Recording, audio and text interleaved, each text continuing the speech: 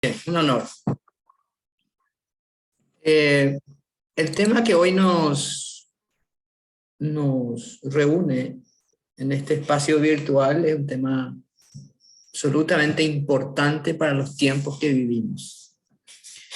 Antes de entrar directamente en el tema, me gustaría hacer dos puntualizaciones, dos cosas, resaltar dos aspectos que nos van a ayudar muchísimo a comprender lo que está pasando. Primero, tenemos que hacer un esfuerzo, y esa es una recomendación que le hago a todos los jóvenes, en realidad le hago a todos los seres humanos que hoy están vivos, ¿no? De todas las edades. Entonces, ¿cuál es esa recomendación?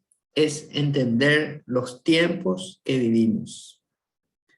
No podemos hoy, en el siglo XXI, específicamente en el año 2021, estar en la Tierra simplemente usando oxígeno, comiendo, viviendo una vida apartada de lo que se está viviendo en el mundo entero. ¿Por qué?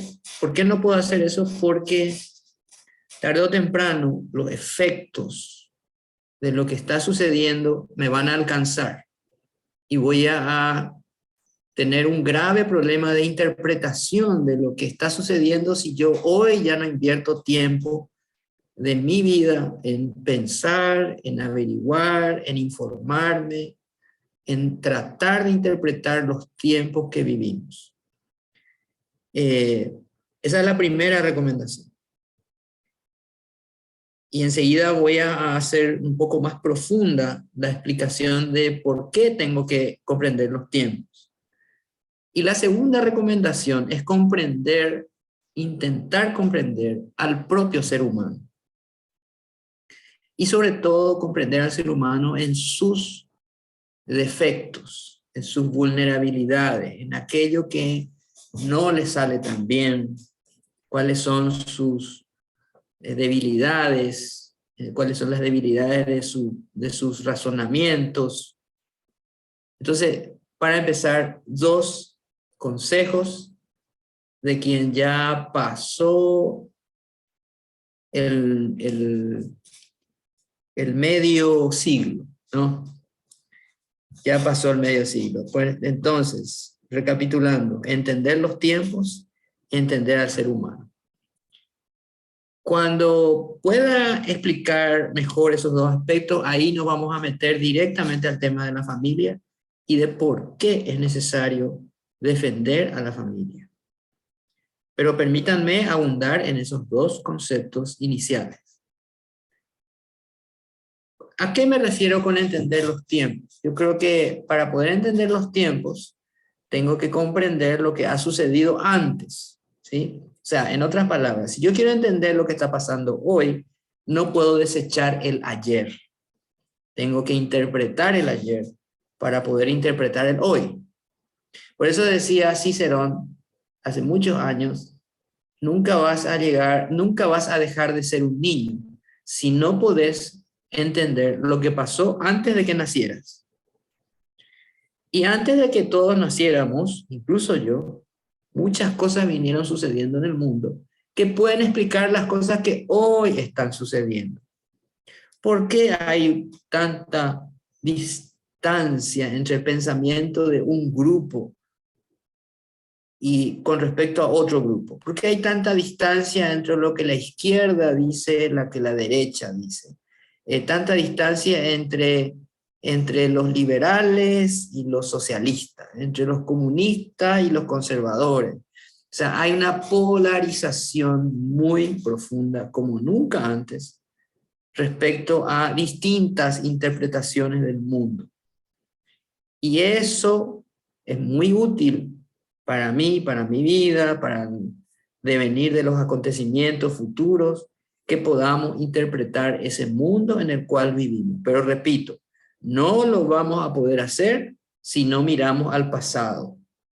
Toda persona sabia siempre mira el presente, mira el pasado y mira el futuro, pero lo hace de tres maneras distintas. Al presente hay que mirarlo como una oportunidad, como una circunstancia que puede cambiar para mejor. Si yo estoy viviendo hoy momentos difíciles, tengo que mirar al futuro con optimismo.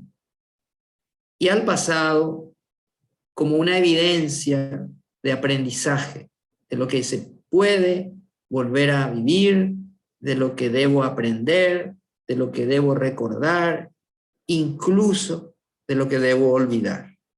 Por eso decía la gran escritora chilena Isabel Allende, decía, al pasado hay que mirarlo con una memoria selectiva, ¿sí? Al presente con una prudencia lógica y al futuro con un optimismo desafiante. Entonces, tengo que interpretar los tiempos mirando al pasado. ¿Y qué es lo que pasó en los últimos 100, 200, 300 años que me pueda servir a mí para interpretar los tiempos que vivimos hoy? Bueno, pues han venido pasando muchas cosas. En primer lugar, un aspecto que hay que resaltar de la historia es lo que sucedió en la Revolución Francesa, donde en los años previos, filósofos como Voltaire, como Rousseau y otros fueron plantando las bases ideológicas de lo que sería una gran revolución. Cuando digo gran, no significa que yo la adhiera, significa que ha sido un punto de inflexión en la historia. ¿Por qué? Porque las monarquías absolutas empezaron a ver su fin y empezó un nuevo tipo de interpretar, una nueva forma de interpretar el mundo, repito, en parte gracias a los filósofos de los años previos y las ideas que introdujeron en el mundo. Yo no adhiero a muchas de esas ideas porque, por ejemplo, solamente para citar a uno de ellos, Rousseau, Jean-Jacques Rousseau, decía que el ser humano es bueno por naturaleza. No coincido con esa idea. Decía Rousseau que era la sociedad la que corrompía al ser humano, pero que él nacía bueno. Eso no es verdad. Ni siquiera la ciencia le da la razón en este momento, y mucho menos la propia lógica, ¿no? Porque no es lo que vemos en el mundo. Y de todos modos, ¿de dónde entonces salió esa sociedad corrupta? Si no es del propio ser humano. En fin, y así hay muchas ideas que vienen desde aquel entonces, incluso un poco antes, y que hoy tienen mucho impacto en lo que vivimos. Si yo les digo cosas como, por ejemplo, que hay un señor que se llamaba Piero Manzoni, si ustedes me acompañan buscando, googleando lo que yo estoy mencionando, se van a dar cuenta de que si ustedes introducen en Google, en imágenes, la palabra Piero Manzoni, lo que van a ver es unas latas, ¿sí? Unas latas que parecen antiguas. ¿Qué contienen esas latas? Bueno, contienen la materia fecal de Piero Manzoni. Y una de esas latas puede costar $200.000 hoy. Entonces ustedes dicen, pero ¿qué es eso? ¿Qué está diciendo? ¿Está enloqueciendo Griffith? No, no estoy enloqueciendo. Aunque no lo descarto, ¿eh? Sino que simplemente estoy citando cosas que son difíciles de interpretar. ¿Cómo es posible que una lata con materia fecal se venda a ese precio? Bueno, pues eso es una idea que Piero Manzoni se le ocurrió, pero dentro de una corriente artística, y embotelló, mejor dicho, enlató sus propias deposiciones. Es un artista, o era un artista, según la concepción de una nueva manera de ver el arte, que empieza a manifestarse a finales del siglo XIX. O Su Cheng, que hizo una escultura de la Venus del Milo, pero con materia fecal. O Fernando Pertús, que un artista colombiano que decidió castrarse y organizó una cena con sus partes castradas, ¿no? Y la gente pagaba para ir a consumir sus partes, ¿no?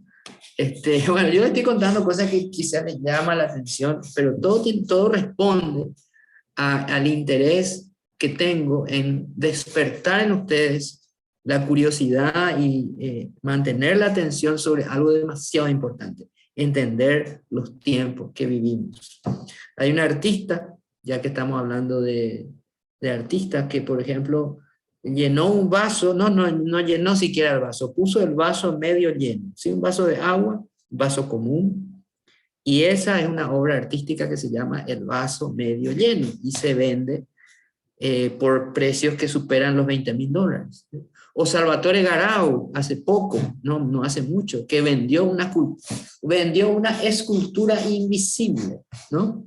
Puso en un lugar unas cintas y dijo, bueno, acá hay una escultura, nadie la puede ver, y la vendió en $20.000. Entonces estamos hablando de cosas que son muy difíciles de interpretar, pero que responden a ideologías. Entonces el punto central de esta pequeña introducción que estoy haciendo es que las ideologías, que son un conjunto de ideas diseñadas, que tienen una relación entre sí, esas ideas, y están fabricadas con un objetivo político, ¿no? Un objetivo político puede ser destruir la imagen de alguien, destruir la imagen de una institución, o destruir la propia institución, o ganar el poder. Esos son los objetivos políticos. Bueno, pues hay ideologías al servicio de causas políticas. Y por ejemplo, hay ideologías como la filosofía posmodernista, que es una corriente de pensamiento de mediados del siglo XX, y que se hizo más fuerte a finales del siglo XX. Ellos, por ejemplo, su objetivo, el objetivo político detrás por lo menos de grupos de poder que promocionan esa manera de pensar, es alejarse de todo aquello que sea importante y útil para la civilización humana. O sea, hay un intento de romper todos los paradigmas que sostienen el pensamiento occidental y sobre todo el pensamiento cristiano. Entonces, ¿qué es lo que ellos proponen? Bueno, para ellos, por ejemplo, para ese pensamiento postmoderno, filósofos como como Foucault, Derrida, Lacan, Guattari, bueno, la mayoría de ellos franceses, bueno, esos filósofos, para ellos la ciencia es simplemente un discurso, y sobre todo un discurso de poder. No ven valor en la ciencia. Yo personalmente valoro mucho la ciencia porque es una herramienta muy buena para alejarnos de las enfermedades, para mitigar el dolor humano. En fin, la ciencia desde luego es una herramienta, como toda herramienta puede ser usada para el bien, como puede ser usada para el mal. Pero para ellos, la ciencia es simplemente un discurso, es un relato, es un discurso de poder. Para ellos, la realidad en realidad viene de un relato que alguien fabricó. Entonces, alguien fabrica la realidad. Por lo tanto, la verdad es relativa, la verdad no existe, o mejor dicho, la verdad absoluta no existe. Lo que existe son relatos. Entonces, al decir que la verdad es relativa, están diciendo muchas otras cosas más. Por ejemplo, están diciendo que Dios no existe. Están diciendo que la moral también es relativa, porque si no existe la verdad, tampoco le existe la moral. ¿No es cierto? Entonces, si la moral es relativa, entonces todo está permitido. Ellos dicen que el futuro no existe, el futuro es ahora, hay que vivirlo, y sobre todo a través de los sentidos, a través del placer. Se dan cuenta cómo estas ideas no solo van a destruir a la civilización, sino van a destruir al propio ser humano. Por eso yo decía, hay que interpretar los tiempos, porque si no lo hacemos, estamos en un grave riesgo, como nación y como individuos. Por eso es tan importante, y yo siempre a este tipo de propuestas digo que sí, porque aunque sea, no es nuestro caso, pero si son dos personas escuchando, pues vale la pena invertir ese tiempo. Para ellos la memoria histórica es un elemento de opresión también. Ellos están obsesionados con el tema del poder. Para ellos los sentimientos personales son los que realmente importan, ¿verdad? Más que la verdad inclusive. Y ellos, y una idea muy peligrosa, sobre todo muy destructiva, proponen que la libertad se obtiene a través del sexo. El sexo, increíble, ¿no? El sexo no es simplemente para ellos un objeto biológico, un mecanismo biológico que tiene que ver con la reproducción, con el placer, pero el placer existe justamente para que el ser biológico repita esas conductas y asegurarse la existencia de crías, de la especie, ¿no? La especie es la que se manifiesta en ese sexo a través del placer, porque el placer hace de que las conductas se repitan. Es el mismo placer que sentimos cuando comemos algo muy rico. Es el mismo placer que sentimos cuando nos reunimos en grupo alrededor de un fuego, porque todas esas conductas aseguran nuestra supervivencia, ¿sí? Porque estamos reunidos alrededor de un fuego no solamente para comer, sino para aprender a través de las historias que nos cuentan nuestros mayores, y ahí es donde la familia tiene mucho que ver. Entonces, en resumen, estas ideas, sobre todo la idea del posmodernismo, lo que hacen es alejarnos de aquello que es importante, alejarnos ¿y cómo nos alejan? A través del descrédito, a través de la burla, a través de la disminución de su valor. ¿De qué? Bueno, nos alejan del concepto del progreso, nos alejan de la historia, nos alejan de la idea de que hay un futuro mejor, nos alejan de la verdadera naturaleza de la libertad, que no es algo que se obtiene a través del placer, como proponen ellos, sino a través del esfuerzo. El esfuerzo es el que me da la libertad. Cuando yo estoy hablando de una libertad económica, bueno, el esfuerzo, el trabajo, la inteligencia, la paciencia, todo eso tiene que ver con la obtención de la libertad económica. Y la libertad cognitiva, también esfuerzo. ¿Por qué? Porque yo tengo que hacer un esfuerzo cognitivo para entender las cosas. Tengo que desarrollar mi cerebro, y el cerebro no se desarrolla a través del placer.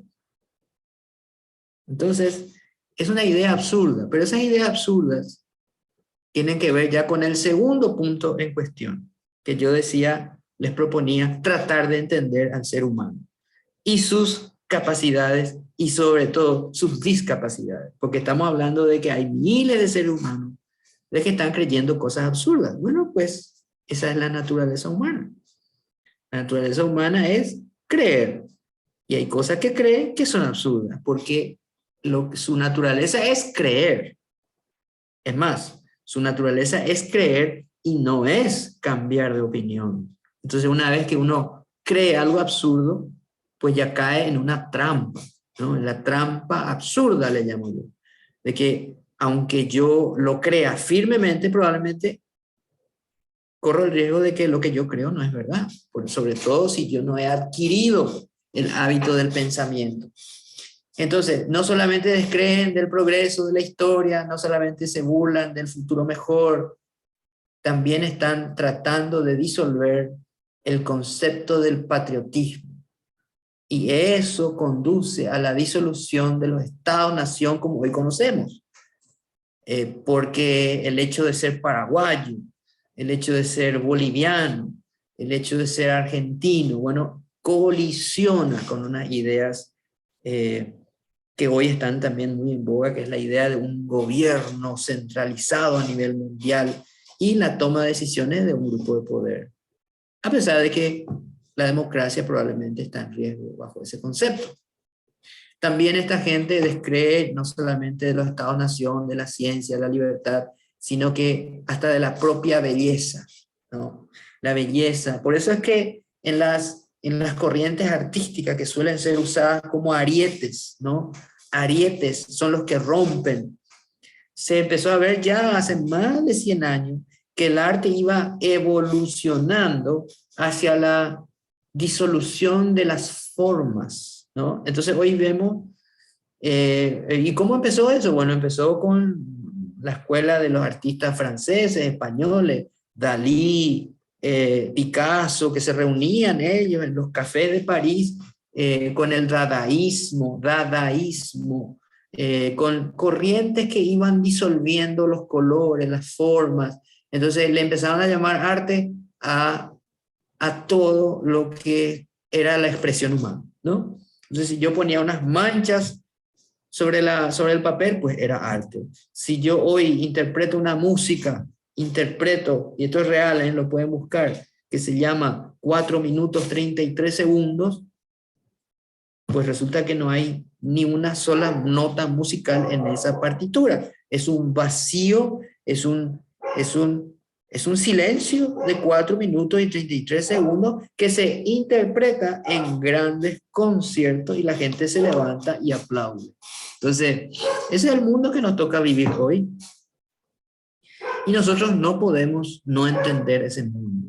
Por eso que les hago un llamado muy especial a tratar de interpretar ese mundo. Es absolutamente importante. Entonces, ¿cuáles son esas ideologías? No solamente está, por supuesto, el posmodernismo, que es lo que acabo de escribir, sino hay una variedad enorme de ideologías. Tenemos el anarquismo, que ya empezó hace mucho tiempo, el comunismo, que causó tantos muertos, el socialismo, el fascismo, últimamente una tercera ola de feminismo, así como hay una tercera ola de COVID, así también hay una tercera ola de feminismo, esta vez muy violento, y con objetivos que no tienen que ver mucho con los derechos de la mujer. El liberalismo, que por supuesto es una corriente que nace con John Locke y otros pensadores, que se fue instalando también en el mundo. El conservadurismo, a pesar de que yo considero que el conservadurismo no es una ideología, sino es una reacción a las ideologías. El idealismo, que se hizo muy fuerte en Alemania, el capitalismo, que se hizo muy fuerte en Inglaterra, en Estados Unidos, el nacionalismo, que se hizo muy fuerte en Alemania, en Italia, y que por supuesto causó un gran revuelo en la mitad del siglo XX y 2 guerras mundiales. El minarquismo, el republicanismo, últimamente el animalismo, el ecologismo también últimamente.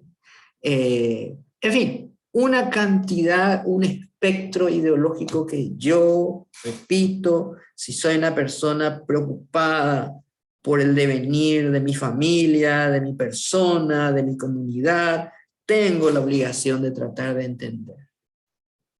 Tengo la intención de tratar de entender. Muchas de esas ideologías son irracionales, otras son violentas, muchas son extremas, otras son absurdas, utópicas. La mayoría de ellas son dañinas. Y una cosa muy importante, son muy contradictorias. Yo personalmente he encontrado más de 20 contradicciones en el pensamiento del socialismo y del comunismo, pero 20 contradicciones tremendas. Y eso nos hace sino desnudar que nos enfrentamos a una amenaza muy grande a nivel de nuestra propia especie. Especie que algunas de esas ideologías consideran como una plaga. Imagínense. Eso decía David Attenborough. David Attenborough es un presentador de la BBC de Londres que dijo literalmente: el ser humano es una plaga en la tierra. O sea, ¿de qué se trata esto? Se trata de atacar hasta el propio ser humano, ¿sí? Es por eso que se establecieron las leyes de aborto, las leyes de eutanasia. O sea, se trata de combatir al ser humano como si fuese una plaga. ¿Y de dónde sale esa idea? De que estamos en un mundo sobrepoblado. Una idea absurda, que nace de un monje inglés que se llamaba Tomás Malthus. Por eso ustedes van a escuchar mucho el malthusianismo. ¿Qué significa eso? Bueno, pues resulta que Tomás Malthus era también economista y él calculó de que la población iba a crecer de manera geométrica, pero los recursos de manera aritmética. Eso significa que en algún momento, según él del siglo XX, no iba a haber más alimentos. Bueno, pues lo que la historia demostró es que él estaba completamente equivocado. No solamente los alimentos fueron creados para cubrir las necesidades de esa población emergente, sino que se quintuplicaron en relación a la cantidad de habitantes. O sea que al revés, los alimentos crecían y los recursos más rápido que la propia población. Bueno, y esa equivocación hace hoy que mucha gente que aún cree eso, que existan políticas enfocadas a la reducción de la población. Entonces, estamos hablando de interpretar algo demasiado importante. Y escúchenme bien, y esto es lo que preocupa, y por eso estamos hablando de esto. Uno de esos objetivos que tiene que ver con estas ideas se dirige directamente a la familia, en contra de la familia. Entonces,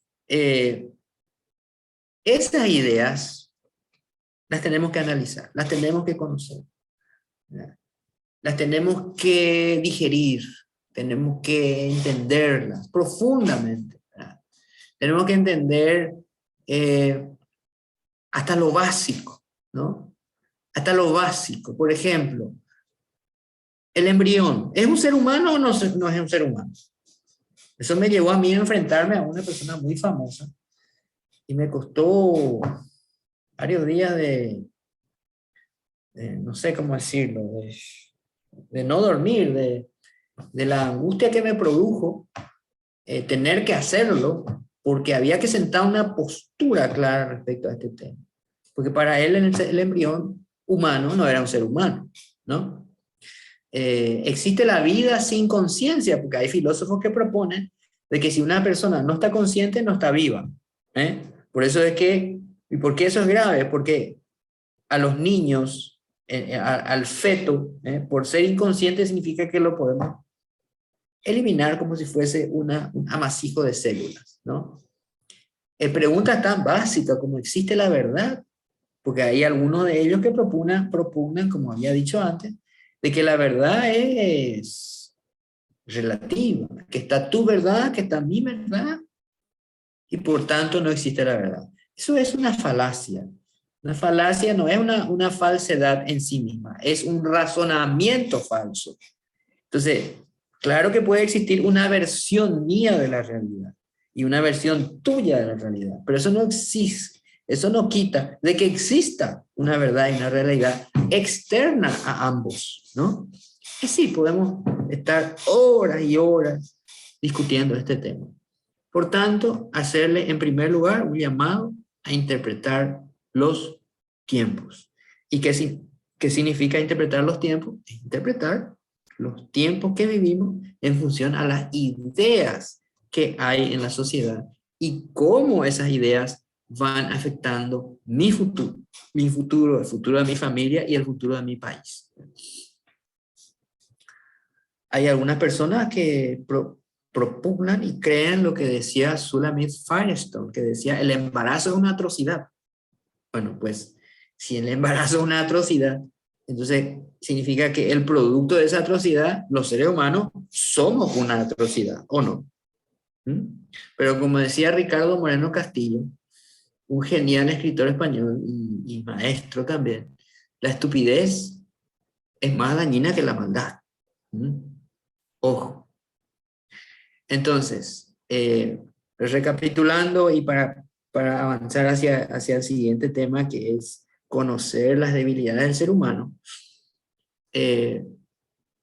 una vez más les hago el llamado a tratar de conocer más sobre lo que acabo de mencionar para poder entender esos tiempos, ¿no?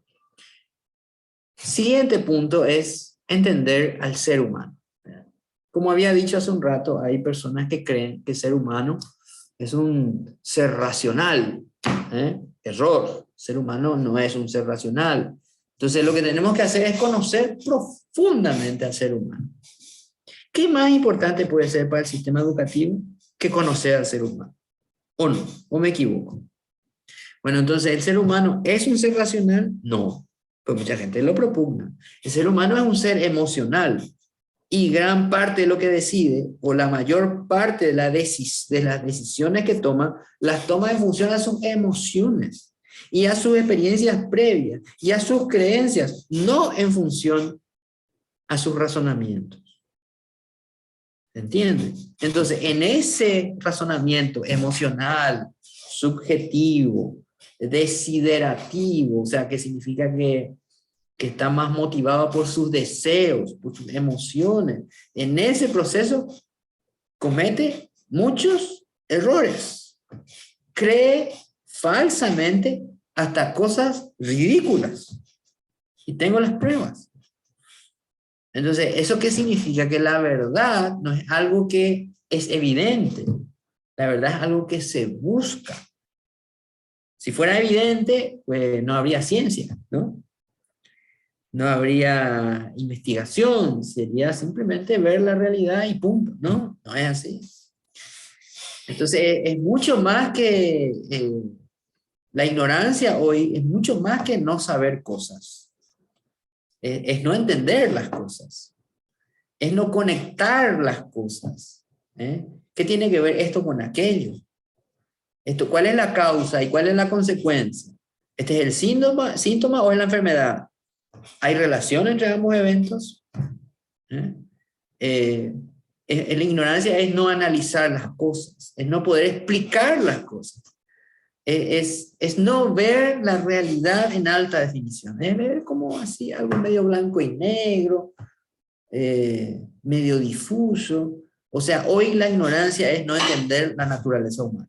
Y sobre todo, hay que cuidarse de la estupidez, que la estupidez no es solo no saber, sino no querer saber.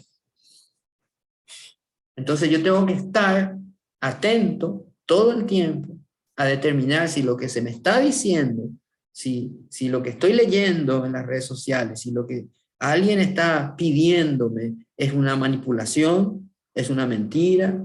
No me tengo que convertir en un ser desconfiado, sino en un ser atento. Porque cocodrilo que se queda quieto es cartera, ¿eh? Como aquel chiste dice el cocodrilo, hijo al cocodrilo, papá, ¿cuándo vamos a tener plata? Cuando seamos billetera, le dijo. ¿Eh? O sea que no hay que, en la vida uno descansa, pero no duerme. Se entiende lo que les quiero decir. Es un mundo lleno de mentiras, de caos, de violencia, de miedo, de intentar controlar la opinión pública. Me van a pedir mi voto, me van a pedir mi plata, me van a querer manipular. Bueno, pues yo tengo que hacer un esfuerzo por entender los tiempos y la naturaleza humana. Y la naturaleza humana es muy vulnerable. La gente cree cualquier cosa, esa es la verdad. Y sobre todo si su proceso educativo no ha sido muy eficiente. Por ejemplo, quizás ya lo mencioné en alguna conversación con ustedes, pero hay una encuesta que como dicen los españoles, me flipó. Y fue una encuesta hecha por una empresa norteamericana de productos lácteos, para ver cuánto sabía la población general de los productos lácteos, porque quería diseñar una campaña exitosa. Pues se le ocurrió a esta gente preguntar de dónde viene la leche chocolatada. Y se suponía que la gente iba a decir, bueno, es la leche, que es el producto de la glándula mamaria de la vaca y todos los mamíferos, mezclada con un elemento de la flora americana que se llama chocolate, y con tal y tales características. Bueno, se suponía que conteste eso. Bueno, miles de personas, miles, contestaron que la leche chocolatada viene de las vacas marrones. De hecho, si extrapolamos a la población en porcentaje, la población de Estados Unidos, que son varios millones, ¿no? Hay 16 millones de personas en ese país poderosos, económicamente hablando, militarmente hablando. 16 millones de norteamericanos creen que la leche chocolatada viene de las vacas marrones. Hay gente que cree que la Tierra es plana y da argumentos. Y hay congresos de terraplanismo. Eh, Hay gente que cree que el ser humano nunca llegó a la luna, a pesar de que acá en el Ministerio de Defensa hay 2 rocas lunares, y si uno es medianamente formado en geología sabe que esas piedras no son de la Tierra, que son lunares. Es fácil comprobar para cualquier persona que el ser humano sí llegó a la luna. Pero bueno, nuestro fracaso en la educación tiene mucho que ver con esto. Pero lo que quiero decir es que el ser humano básicamente es muy vulnerable. Está lleno de sesgos cognitivos, se han identificado más de 200, de falacias. O sea, lo que quiero decir es que todo lo que el ser humano asume como verdad puede no ser verdad, porque su cerebro es vulnerable. Para llegar a la verdad hay que hacer un esfuerzo, hay que sudar, ¿no? Por eso vale mucho más las preguntas que las respuestas, porque las preguntas desarrollan mi cerebro, ¿sí? Cuanto más me preguntan en la vida, más inteligente me vuelvo, ¿sí? Una de las personas más inteligentes que yo conozco se llama Ramón Maciel, fue director del SNPP, y según él, digamos, esa característica se desarrolló en él debido a que su mamá fue muy sabia, no necesariamente muy inteligente o muy informada, porque cada vez que él le preguntaba algo, la mamá siempre le retrucaba con una pregunta. Y los niños son curiosos naturalmente, porque esa es su naturaleza. La naturaleza humana es la curiosidad, y sobre todo cuando somos muy jóvenes. Curiosidad, el juego, son todos elementos de aprendizaje. Ese es nuestro diseño. Aprendemos de esa manera, siendo curiosos, siendo apasionados por una respuesta. Bueno, pues la pregunta que le hacía a la mamá de Ramón era, por ejemplo, si él preguntaba, mamá, ¿y por qué la luna es redonda? La mamá inmediatamente le contestaba con una repregunta. Y Ramoncito, ¿por qué a vos te parece que la luna es redonda? ¿Sí? Entonces, el niño se ponía a pensar, y cuando nos ponemos a pensar, hacemos ese esfuerzo, se desarrolla nuestro cerebro. ¿Mm? Entonces, hagamos un esfuerzo por interpretar los tiempos, hagamos un esfuerzo por entender al ser humano. Y finalmente les quiero dar 5 razones, entendiendo ya este contexto, ¿verdad? De que tenemos ideología, de que tenemos vulnerabilidades, 5, por así decirlo, razones para que nosotros defendamos a la familia en el contexto de estas vulnerabilidades y estas amenazas ideológicas que intentan destruir esos conceptos, ¿sí? En primer lugar, porque la familia, la familia no es un concepto social o sociológico. La familia es un concepto biológico, ¿sí? La familia existe para la protección, cuidado y aprendizaje del ser humano. Repito, la familia no es un concepto social, es un concepto biológico, ¿sí? Está impregnado en la genética humana. ¿Por qué?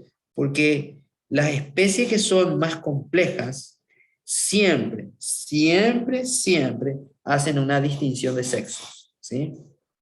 No es lo mismo una esponja, un porífero, ¿sí? Que un mamífero.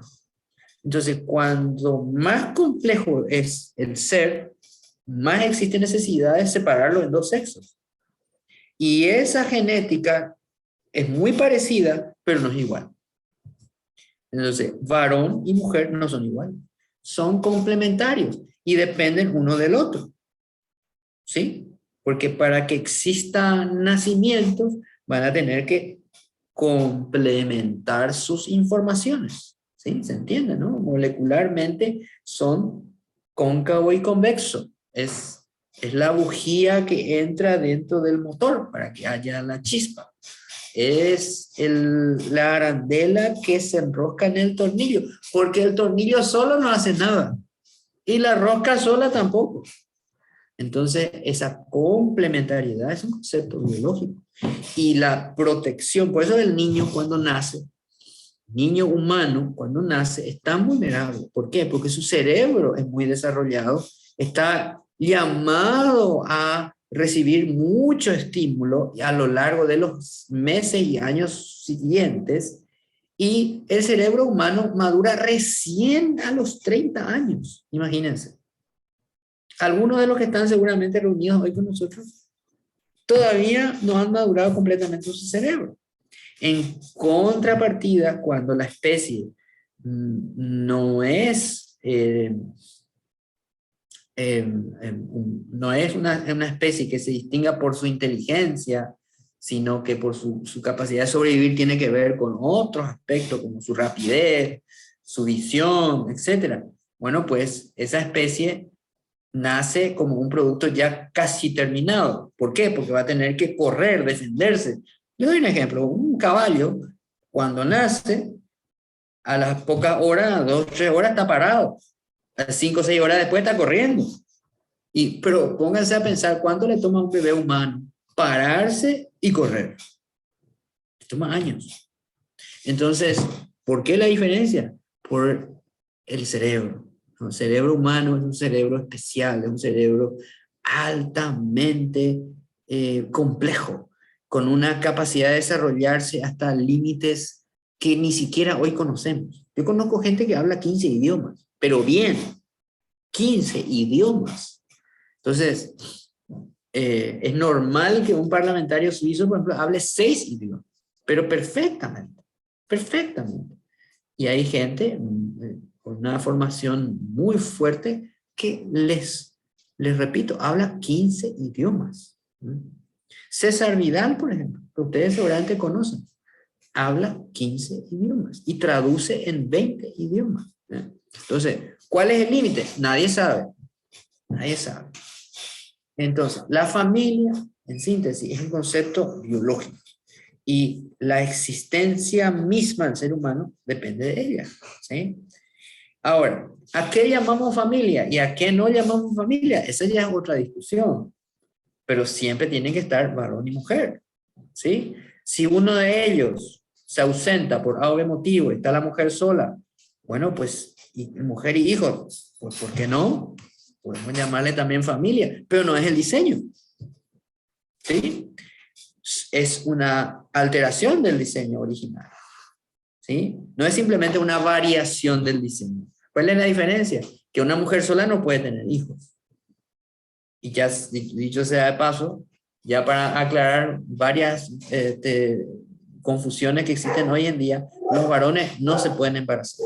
No importa lo que ustedes vean en las redes sociales o en las fotos, eso que ven que tiene un embarazo y que tiene barba, esa es una mujer que ha sido hormonada con hormonas masculinas, pero sigue siendo una mujer. Porque solo la mujer puede tener hijos. Porque solo la mujer tiene un útero. Desde que existe el ser humano, por lo menos 200.000 años sobre la Tierra, jamás un hombre ha tenido útero. Si tiene útero, es mujer. Así de simple. Entonces, ¿por qué no puede tener un varón útero? Porque tiene un gen que se llama SRI. SRY. Busquen, gen SRI. ¿Qué es el gen que determina el sexo? Si está presente, es varón. Si está ausente, es mujer. Está en el cromosoma Y, que solo tienen los varones. Bueno, pues esa es biología básica, ¿no? Pero, lastimosamente, hay tantas ignorantes en el mundo, inclusive que son doctores en filosofía, lamento decirlo, pero son tan ignorantes que ni siquiera esto saben, ¿no? Conocen de su disciplina, pero no conocen de nada más. Entonces, esa ignorancia, a veces también son personas frustradas, insatisfechas, rencorosas, envidiosas, improductivas. No solamente son ignorantes, sino que tienen un sesgo, ¿no? Como decía Raymond Aron, el opio de los intelectuales y otros autores, ¿verdad? O sea, una persona puede definirse como un intelectual, pero ser muy ignorante. Ojo con eso, ¿sí?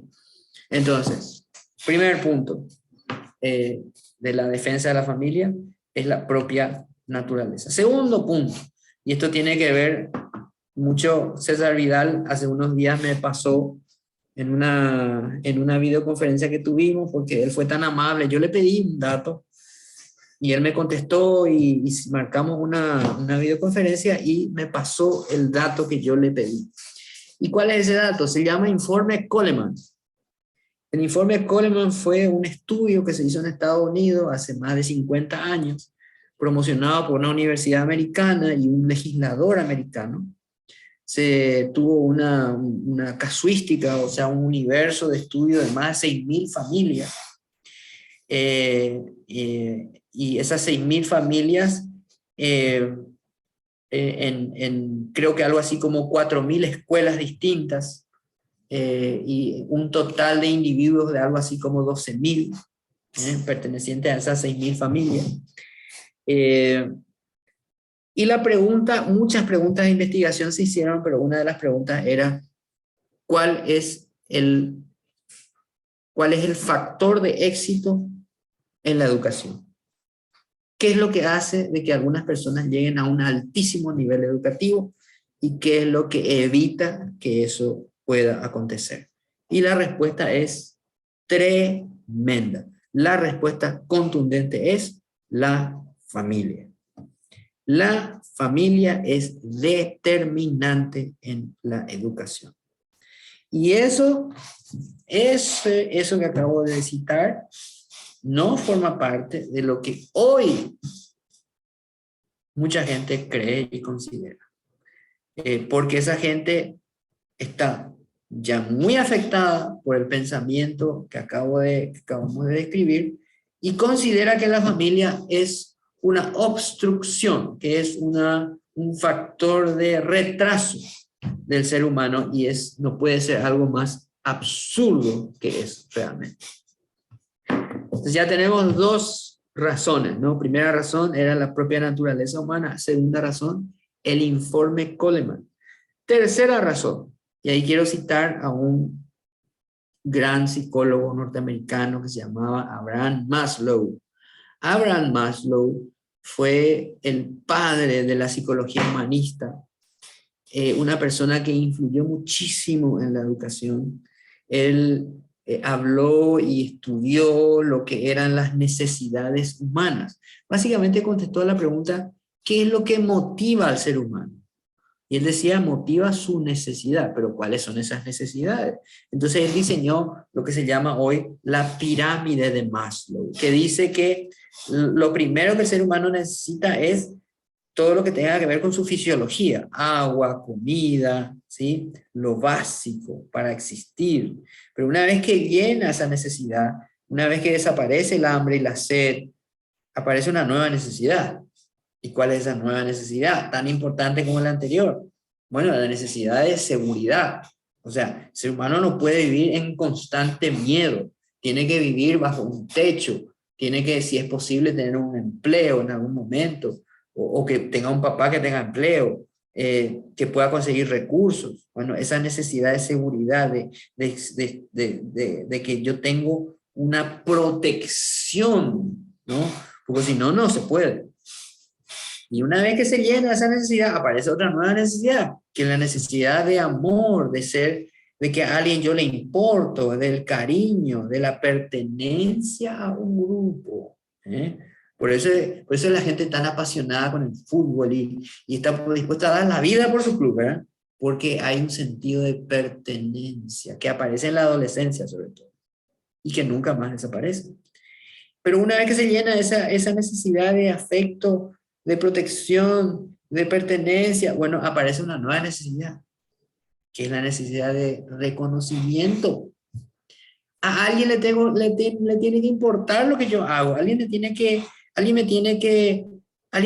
creer en lo que yo hago, alguien tiene que decir, qué bien te salió eso. Alguien tiene que verme como alguien que tiene un talento, que es reconocido. No todos tienen eso, lastimosamente.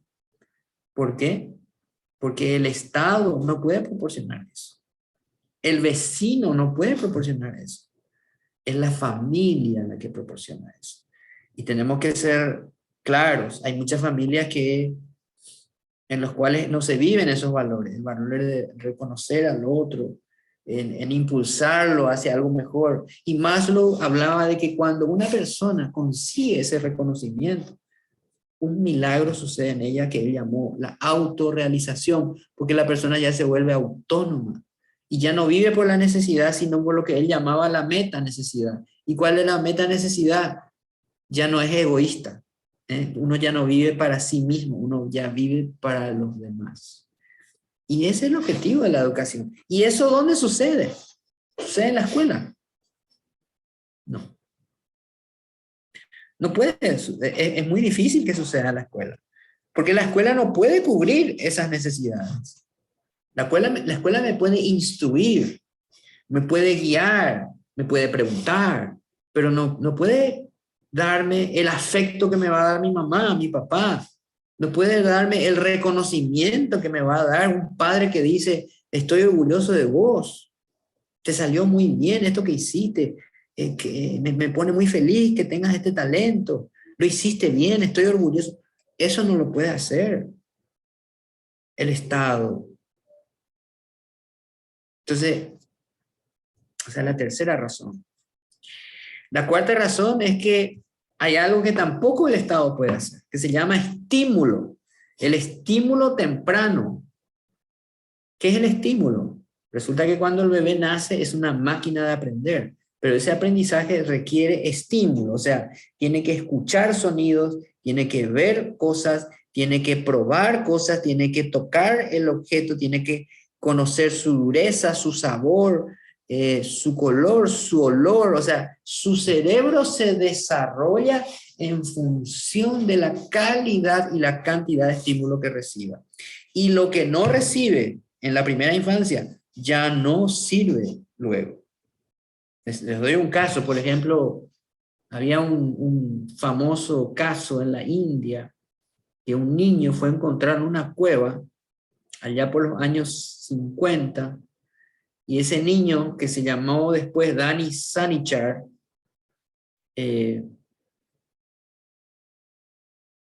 nunca habló porque fue criado por animales. Se nota que su familia vivía en las cercanías de esa cueva y por lo visto la persona que le cuidaba falleció y él siendo un bebé fue alimentado por lobos, igual que Rómulo y Remo en la fábula de la fundación de Roma.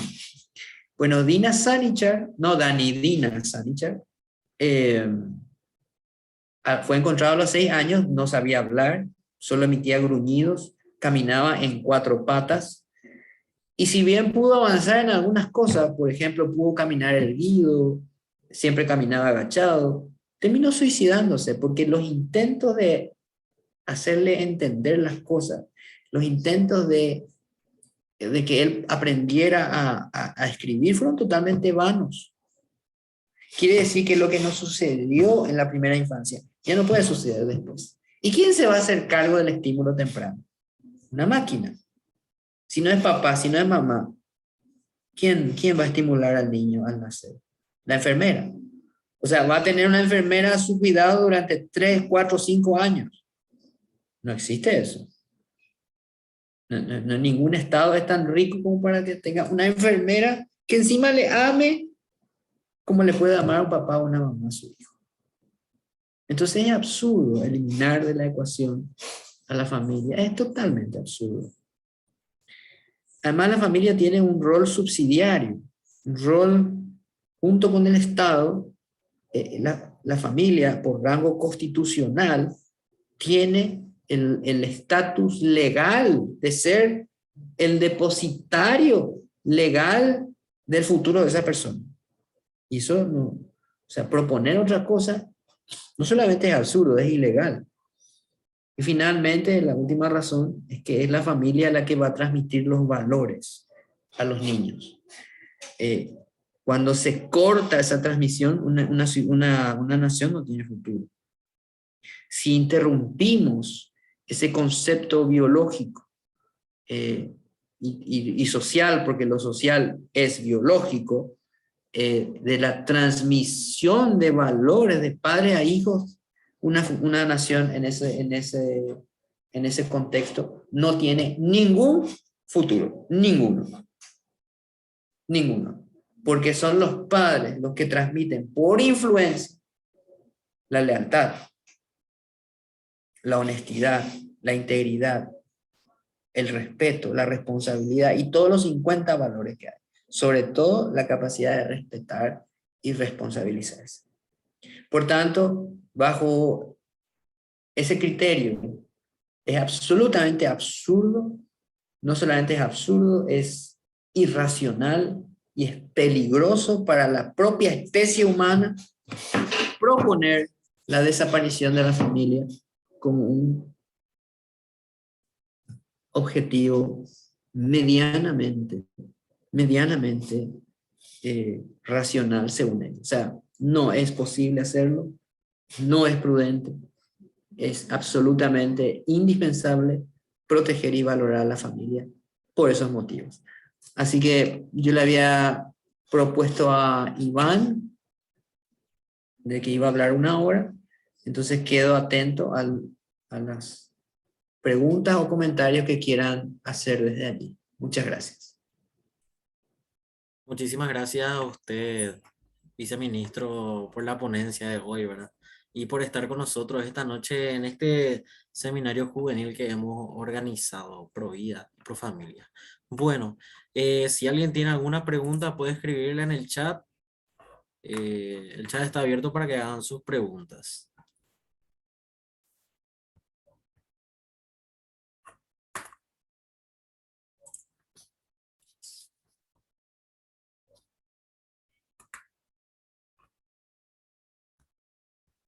Bueno, creo que si le puedes mutear al viceministro Iván. Por ahí, Sebastián, Sí. también pueden hacer llegar las preguntas a través de WhatsApp en los próximos días. No tengo ningún problema en contestarlas. Si alguien en este momento no tiene todavía bien claro qué va a preguntar, igual pueden preguntar en los días siguientes, no hay ningún problema. Perfecto. Entonces, estaremos facilitando su número a través del grupo, si le parece bien. Sin ningún problema. Bueno, muchísimas gracias, viceministro, por estar hoy con nosotros.